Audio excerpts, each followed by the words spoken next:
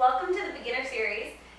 This video is going to break down downward facing dog, or Adho Mukha Shavasana. This is a pose used very frequently in many yoga practices, and I want you to feel comfortable and confident in it. So down dog actually is just a seated position upside down. So this is down dog. I'm just doing it seated. So what down dog is a straight line of my upper body and a straight line of my lower body. And from here, you can see the angles. So some of the things that are important in down dog, if we look at the top, we want to have full extension of our wrists. We want to have extension of our shoulders, or full flexion of our shoulders, really. Our chin is gently tucked in. Our navel is drawn in, so we're not arching through our back. Our navel is drawn in. We're leaning slightly forward. And then you're working towards straighten your legs with your heels towards the ground when we're upside down. Some of the things that you might deal with, or you might not feel like you have the mobility in your shoulders, so getting them up without the arch in your back can be hard. So you're just going to go as far as you can while keeping the ribs knitted in. And we'll work on some stretches. I'll show you some ideas of how to open up to that. And then for the legs, you might find that you can't sit up straight with your legs straight. So what you might find is when you sit with your legs straight, you slouch and you round through your back. We don't want that. So instead of rounding through your spine, I'd rather you bend through your knees and find the length in your spine, if that makes sense.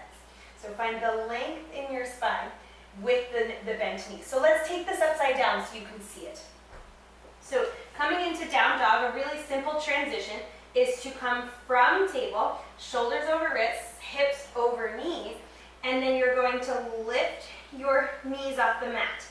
I like to take some time and kind of press my abdominals back towards my thighs and kind of shift forward and kind of warm up the body.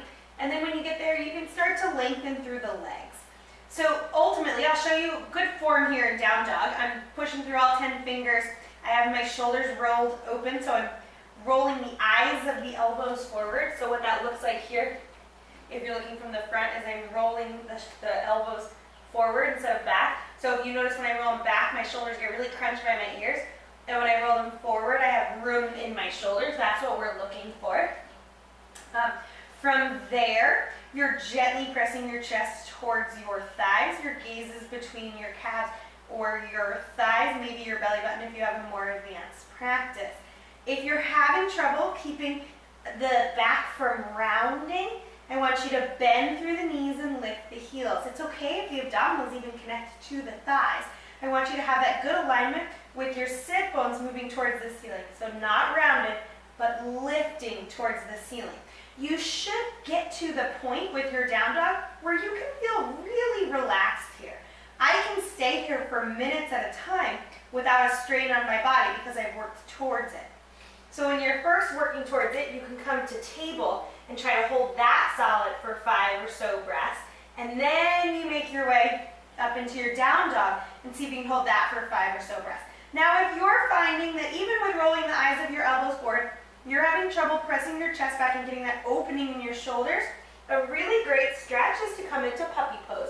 So you'll tuck your toes, hips over knees. You're going to walk your hands out forward, and you'll place your forehead on a block or on the ground. And again, you're rolling the eyes of the elbows forward and trying to get that length through your chest. And you'll hold that stretch for 5 to 10 breaths and just repeat that daily till you feel like you have the room and the mobility in your shoulders to hold that position. Another great stretch to do there is to just lift the hand up, turn it towards the back, pat your back, grab your elbow and get that nice tricep stretch. That's going to help you get that tricep, maybe lean to the side and get the lats into there. And you can do that on both sides. So you'll stretch up and over. That's going to help you open up the muscles that you need to get into a proper down dog. You'll also need the hamstring and the calf mobility. So if you're feeling really tight in your legs and you want to work towards getting your heels to the ground, a great way to do that is spend some time with one leg straight and then switch and spend some time with the other leg straight. Or inhale your heels high, exhale, lower them, and just spend some time working through that mobility. And those are just some of my favorite drills to do to really get a nice solid downward facing dog. Hopefully you find that helpful.